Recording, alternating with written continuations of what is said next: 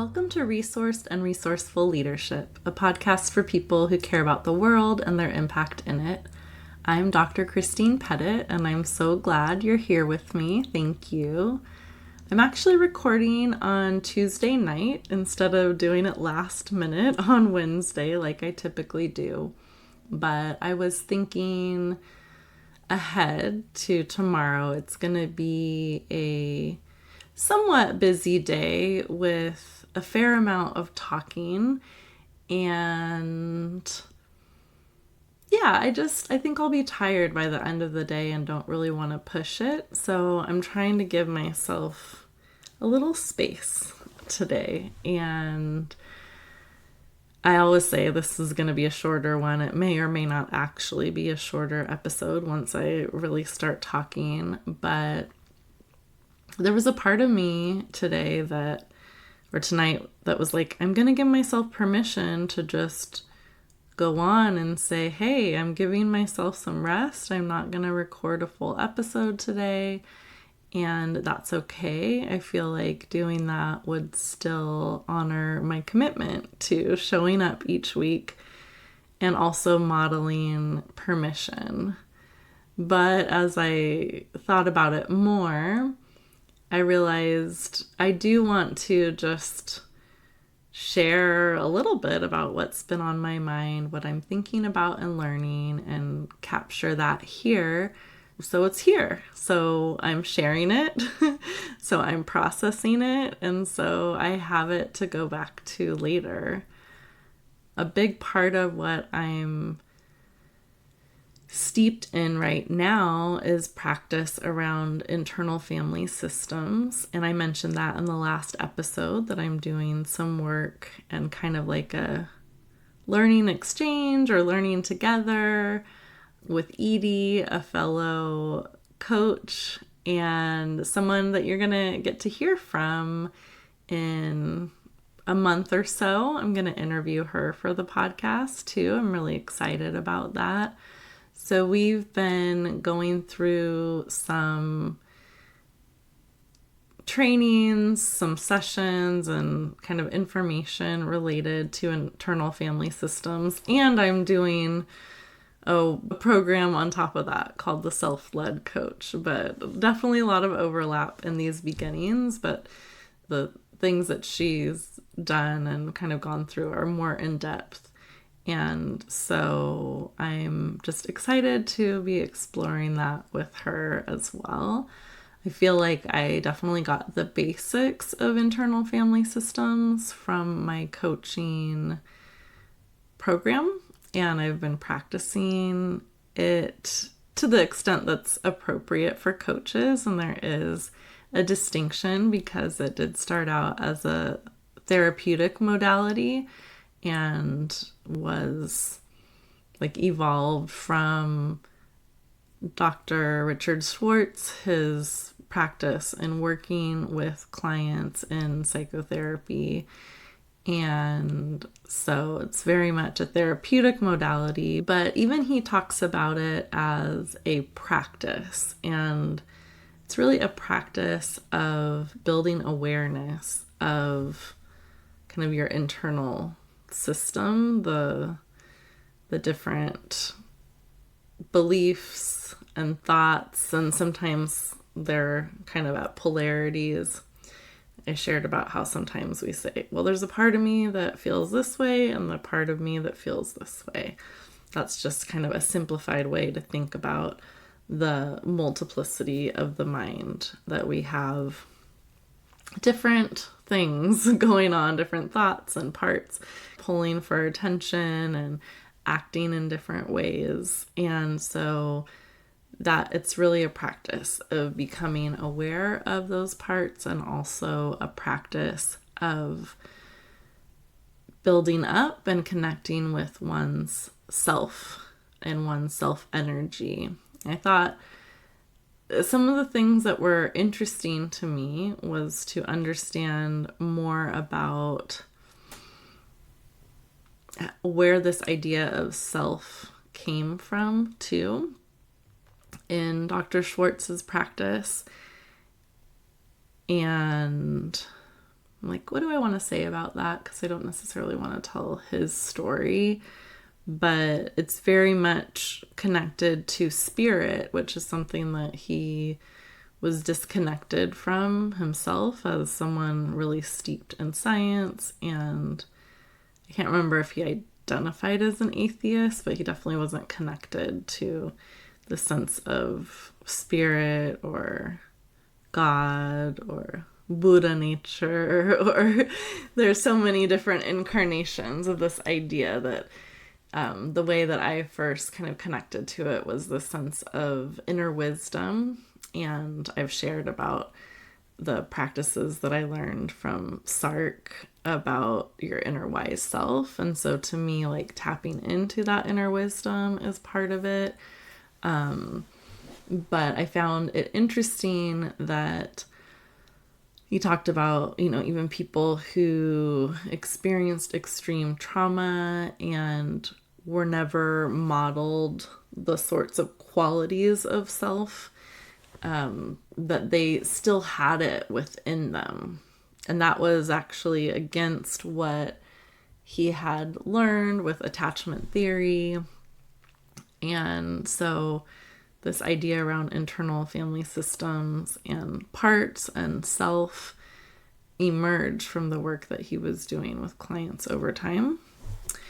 And yeah, I have personally just found it to be a really useful practice to identify what's going on with me and to be intentional about the type of energy that I want to bring into a space, or how I want to cultivate that self energy so I can show up the way that I want to. Another thing that I thought was interesting in one of the videos I recently watched was the distinction that the person made between what he called self-unfoldment, which I looked it up, and it's really connected to spiritual teachings of Hinduism and a particular teacher, Swami Chinmayananda. So anyway, I thought it was useful to make this distinction between self-improvement, like this always striving to improve oneself, versus what I think he meant in bringing up this term self-unfoldment is really attunement to oneself, awareness, discovery, just knowing what's going on and understanding where you're taking action from, where you're leading from, what feelings are coming up for you. And I like that actually, because I just think there's so much emphasis on, getting better, being better, whatever. But also just being aware and being compassionate and understanding of ourselves. Yeah, a lot of improvement can happen there, but it doesn't have to be this like striving thing. It can just be a practice of getting to know and bringing more awareness into one's life. So I really liked that distinction. And another thing that's interesting is there's been this 8 C's of self, and Dr. Schwartz says he just likes alliteration. So of course, self can show up in words that don't start with a C, but the words are calm, clarity, curiosity, compassion, confidence, courage, creativity, and connectedness. And I find it really helpful to look at these words and the definitions, and think about when I'm facilitating or having a difficult conversation, or just in general, like, how do I want to show up? Where do I want to make this decision from a place of... So that's really been useful to just have this framework and a way to kind of check for self and to help me ground in self energy as well. But he also talked about bringing in a ninth C, which is choice. And he didn't really unpack that a lot. He did say, choice isn't really like a quality or a characteristic, but so maybe it's like the capacity for choice. But that really just resonated with me, thinking about the capacity for choice, because I think one of my values is recognizing where you do have choice. And that's like, to me, a form of self-leadership, recognizing where you do have choice and making choices that help move you toward where you want to go. And I always put a little asterisk by that, knowing that some of us have more choice than others in certain ways that are shaped by privilege, that are shaped by systems of oppression, and maybe that particular circumstance. And even within that, we all have different choice points and choices we can make. And I do think that's something that I just really value, is being able to move from a place of choice. And so I definitely see it as a form of self-leadership, and it's just interesting to me that it's being kind of considered in that way. And the other thing I wanted to share is just that I continue to coach and consult around difficult conversations, and that's just not going anywhere. And I like it. I like supporting other people in it. And, as I shared in the last episode, I have my own difficult conversations that sometimes I do have and sometimes I avoid. And I'm kind of figuring that out with the scenario that I shared last week. But I saw this thing from Christabel Minta Galloway, and I've been seeing her content more and more lately, and some of my friends have been sharing it. But I just loved that she shared recently this bridge sentence for when there has been a rupture in a relationship, a way of acknowledging it and just some language around it. So she writes, a bridge sentence for the moment after rupture could be, I don't want to pretend nothing happened. I want to understand what broke, what part I played, and whether we can repair this with honesty. Then you stop performing and let the conversation tell you what is possible. I feel like I just need to breathe that. Like, those are some brave words there. And I really resonate with that in the scenario that I shared last week. I don't want to pretend nothing happened. And I do want to understand what my role is in it and the other person's perspective. I want to also be able to share my perspective and what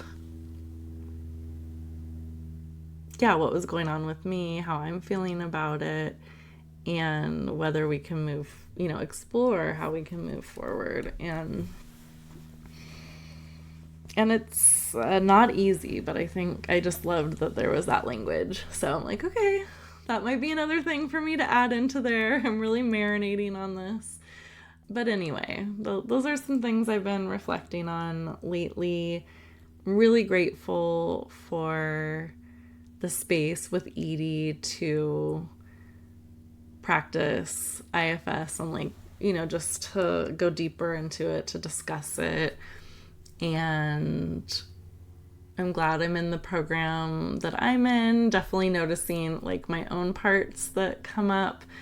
In the last session, people were asked to do this, kind of draw out something, and the instructions were not very clear, and people's like perfectionistic parts and parts that were afraid to be, that wanted to be graded, and parts that just really wanted clarity, they were just really loud, like all up in the chat, like letting the instructors know that they did not understand. And I mean, I think that's good. It's good to like speak up for yourself and get clarity, but it just felt like a lot to me. And my like, I have this part, it reminds me of me as a big sister in a dysfunctional family, and wanting to connected to, you know, some things I've talked about before, like this kind of peacekeeper part or eggshell part, or like don't make waves. There was just this part of me, and it's like connected but a little different. It's like the chill big sister, like just chill, kind of like it's fine, it's okay, like don't worry about it, don't make trouble for the teachers, whatever, like just figure it out, like just figure it out, it's not that hard. And like it's okay if it's not perfect. And so that part of me was really like annoyed, and I put in the chat, let's just let it unfold, you know, like let's just see what happens. And like, I don't think I said trust the process, but it was kind of like that. Like, let's just be patient and like see what happens. And then I was like, wow, that part of me is there. This part that's like needs to keep these strangers in check and really like cares what they're doing in the chat. And then I just realized, you know what? I was also very tired that day. It was Thursday, so it was after I was recording late last Wednesday. I was very tired, and so I was like, you know what? I'm just gonna close the chat, make it so I can't see the billion things that are bubbling up. A few people gave my comment like the little hands up and the hearts and whatever. But I was like, I'm gonna just shut all that down. And then I went over and sat on my little like chaise, I can't remember what it's called, my fainting couch, my coaching couch. I just went and sat there and kind of engaged from a little bit further back. And honestly, I was so tired. I was like in and out of sleep, and just kind of taking in what I needed. And I think I trust that a lot. It's actually how I show up. The Coaching for Healing, Justice, and Liberation has had two gatherings that I've been to, and they're like in person, multi-day.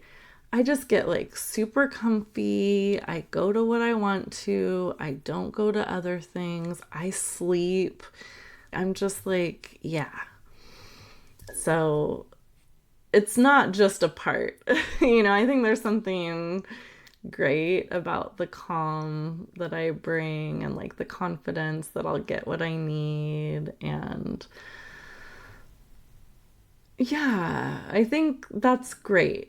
But my like need to try to control the chat or like tell people to chill out, like that's definitely a part that's like, yeah, I just think it's funny. It's like masquerading as chill, but it's really trying to control.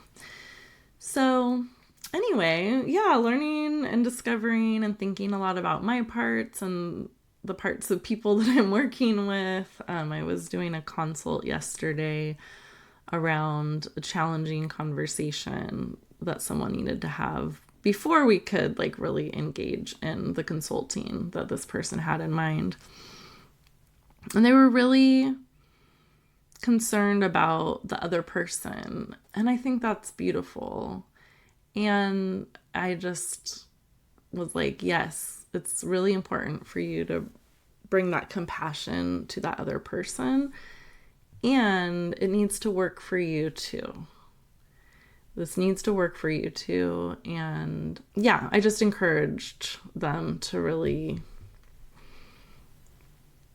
hold both needs and not just to, abandon their needs because they were considering the other. And so it's tricky.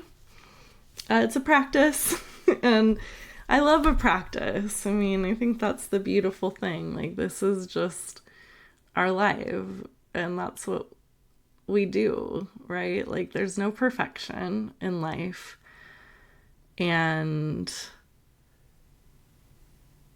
I'm appreciating this practice of self-attunement. So excited to share it with you. I hope there's something helpful in there as you're listening, some aha or just like intrigue.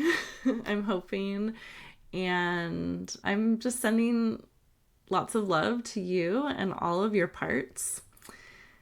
Dr. Schwartz has a book called No Bad Parts, and I think that's another thing to know, is that these parts of us that might come from a fear place or trying to put out fires, trying to make us feel better in unhealthy ways, trying to control the situation or do image management. All of these parts, they came from a good place. They were trying to do something for you, to keep you safe, to protect you. And what they're doing right now, it doesn't serve you. At least not in the way that those parts like want to or imagine they are. And so let's just give them some love. Let's acknowledge them. Let's let them rest a little bit. Let's let them do something else. Find another job. Fade back. Because when you're coming from a place of self and self-leadership, they can relax back a little bit. It's safe to do that.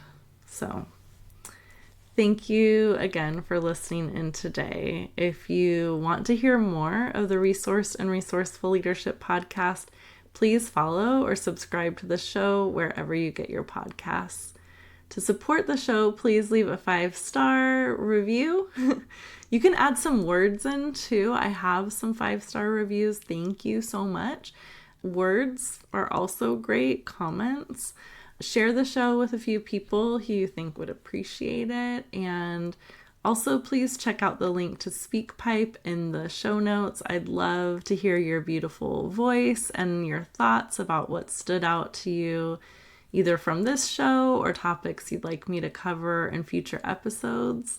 Take good care.